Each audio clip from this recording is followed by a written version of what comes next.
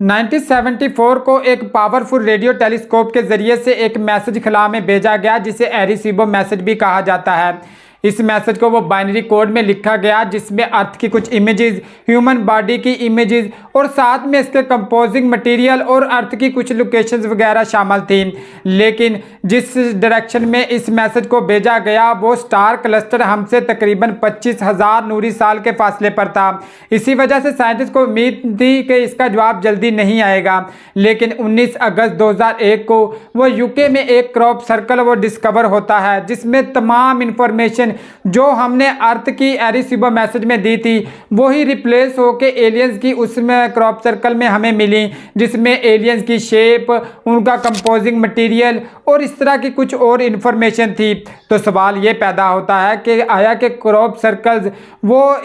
जो एलियंस हैं उसकी तरफ से कुछ मैसेजेस हैं या फिर वो एक्स्ट्रा टेरेस्ट्रियल सिविलाइजेशन वो हमसे क्रॉप सर्कल के जरिए से रब्ता करना चाहती है। तकरीबन 50 कंट्रीज में 10,000 से ज़्यादा वो क्रॉप सर्कल्स आज तक डिस्कवर हो चुके हैं, जिनमें कुछ सिंपल इमेजेस से लेकर वो कम्प्लेक्स ज्योमेट्रिकल जो पैटर्न है वो भी रिप्रेजेंट किए गए हैं इन क्रॉप सर्कल्स में। इसके अलावा 2004 में रोजवेल इंसिडेंट जो कि अपने इंसिडेंट के वाले से मशहूर है, जिसके बारे में ये सजेस्ट किया जाता है कि ये क्रैश शायद किसी यूएफओ यानी कि अनडिफाइंड फ्लाइंग ऑब्जेक्ट्स के साथ हुआ था। इसके करीब एक मिस्टीरियस रॉक मिली जिसके ऊपर एक इमेज बनी हुई थी जो कि सेम इमेज थी जो कि 2 अगस्त 1996 को वो इंग्लैंड में एक क्रॉप सर्कल जो डिस्कवर हुआ था उस पर जो इमेज थी वही इमेज ये रोजवेल इंसिडेंट के करीब जो मिस्टीरियस रॉक मिली थी उस पर भी थी। ये कुछ ऐसे इंसिडेंट थे और इसके साथ हम अगर ओरिजिन की बात करें तो आज तक हम ये नहीं समझ पाए कि बेसिकली ये रात को बनने वाले क्रॉप सर्कल्स वो कैसे बनते हैं। इसी वजह से इस मिस्ट्री को वो कुछ और भी तकवीत मिली कि शायद एक्स्ट्रा टेरेस्ट्रियल सिविलाइजेशन वो इन क्रॉप सर्कल्स के ज़रिए से ही हमसे रब्ता करना चाहती है, क्योंकि जो यूनिवर्सल लैंग्वेज है वो एक मैथमेटिक्स है और ये ख्याल किया जाता है कि हमारी जो यूनिवर्स है वो शायद मैथमेटिक्स जो लैंग्वेज है इसके असूलों पर ही काम करती है। और जब हम इन कम्प्लेक्स इमेजेस को डिकोड करते हैं तो हमें ये बात पता चलती है कि ये तमाम इमेजेस में से कुछ इमेजेस ऐसी भी हैं जो कम्प्लेक्स ज्योमेट्रिकल ऑब्जेक्ट्स हैं उनको रिप्रेजेंट करती है। ये कुछ ऐसे प्रूफ थे जिनकी वजह से जो क्रॉप सर्कल की मिस्ट्री है वो काफ़ी तकवीत पा गई। वैसे तो क्रॉप सर्कल की डिस्कवरीज वो सदियों पर मुहित है, लेकिन हम मॉडर्न डिस्कवरीज की बात करें तो वो 1966 में वो जॉर्ज पैडले ने सबसे पहले डिस्कवर किया। इसने रिपोर्ट किया कि उसने देखा कि एक स्ट्रेंज लाइट है वो एक क्रॉप के ऊपर वो सर्कुलेट करती है और इसके बाद है वो एक क्रॉप सर्कल नमूदार होता है। बेसिकली क्रॉप सर्कल और ये स्ट्रेंज लाइट का जो रिलेशन है ये भी बहुत गहरा है और आलमोस्ट जितने भी हम क्रॉप सर्कल्स की डिस्कवरीज की बात करें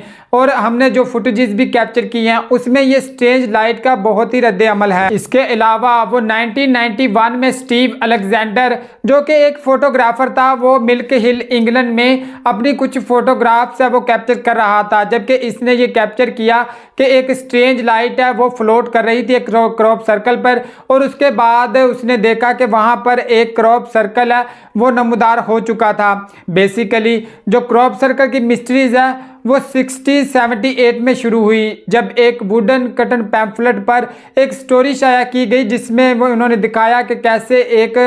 मूविंग डेवल है वो क्रॉप सर्कल को बना रहा है और इसे नेम भी दिया गया मूविंग डेवल का। 1686 में professor of Oxford Robert plot ने भी इन क्रॉप सर्कल्स के बारे में एक आर्टिकल लिखा जिसमें उसने लिखा कि कैसे एक और ब्लाइट है वो इन क्रॉप सर्कल की फॉर्मेशन में अपना किरदार अदा करती है। लेकिन एडिशनली तौर पर उसने ये भी नोट किया कि जहां पर क्रॉप सर्कल है वो नमूदार होते हैं वहां पर काफ़ी अरसे तक कोई भी एनिमल है वो विजिट नहीं करता।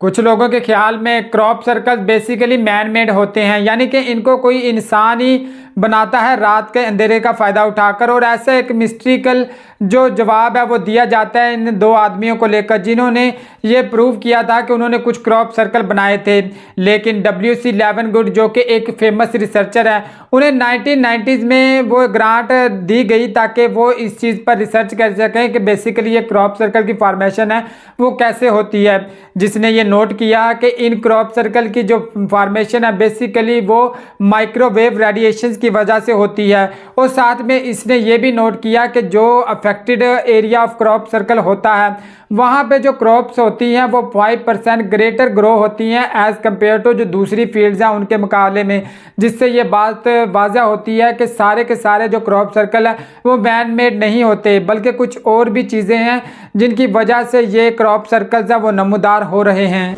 1990s में वो एक फुटेज कैप्चर की जाती है जिसमें वाज़ह तौर पर यह देखा जा सकता है कि कैसे एक और ब्लाइट है वो किसी क्रॉप पर आती है और हवा में ही सर्कुलेट करते हुए क्रॉप सर्कल की फॉर्मेशन उसमें से होती है। ये वो वाहद फुटेज थी जिसके बेसिस पे ये चीज़ प्रूव हुई कि सारे के सारे जो क्रॉप सर्कल है वो मैन मेड नहीं हैं। बेसिकली एक्स्ट्रा टेरेस्ट्रियल सिविलाइजेशन की वो हमेशा से ही डिस्कशन रही है कि हमारी